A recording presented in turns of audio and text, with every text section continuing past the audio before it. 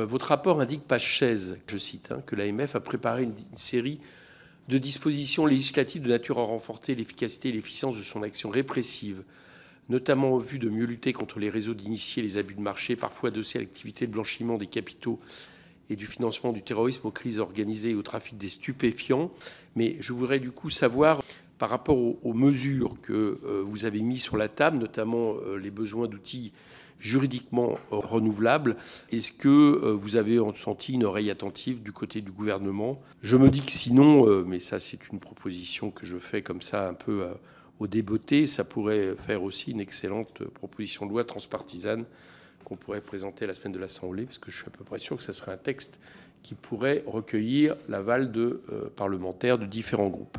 Sur les dispositions législatives que nous souhaitons, parce que tout le monde en voit effectivement l'intérêt, à la fois pour mieux lutter contre les escroqueries, les arnaques, mieux lutter contre les réseaux d'initiés, dont certains sont manifestement très liés aux problématiques de blanchiment. Donc oui, je pense que nous aurons un soutien du gouvernement, et je pense que la question essentielle, mais aujourd'hui, c'est plutôt la possibilité d'avoir un créneau législatif. Et donc, si c'était une proposition de loi, évidemment, je pense que ça serait soutenu par le gouvernement et que ça permettrait de surmonter cette problématique de véhicules. Sur la lutte contre les arnaques, nous avons par exemple le souhait de pouvoir réaliser avec une base législative très solide ce qu'on appelle du web scrapping, c'est-à-dire d'aller regarder massivement ce qui se passe sur les réseaux sociaux.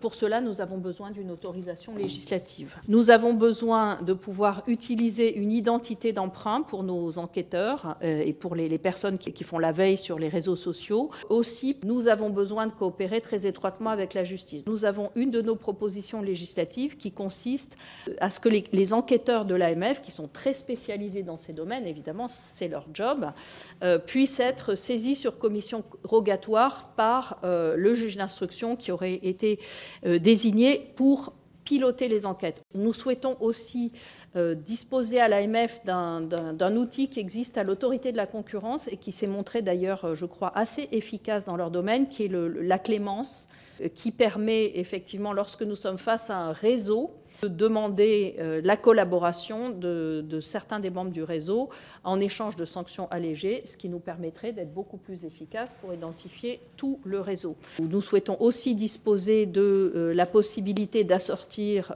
nos injonctions d'une astreinte financière, puisque aujourd'hui, lorsque nous souhaitons mettre fin à un désordre sur le marché, nous avons un pouvoir d'injonction qui a l'immense mérite d'être public. Donc, effectivement, si nous disposions d'une astreinte, ça serait plus efficace. Ça fait partie donc de la vingtaine de propositions que nous avons. Merci Madame la Présidente. Sur les sujets de modification législative, pour ma part, moi je suis prêt à voir avec vous et vos services comment transcrire ça en loi et à proposer à mes collègues une proposition transpartisane. Il y a des semaines de l'Assemblée faites pour ça, pourrait y prendre sa place de manière fort utile.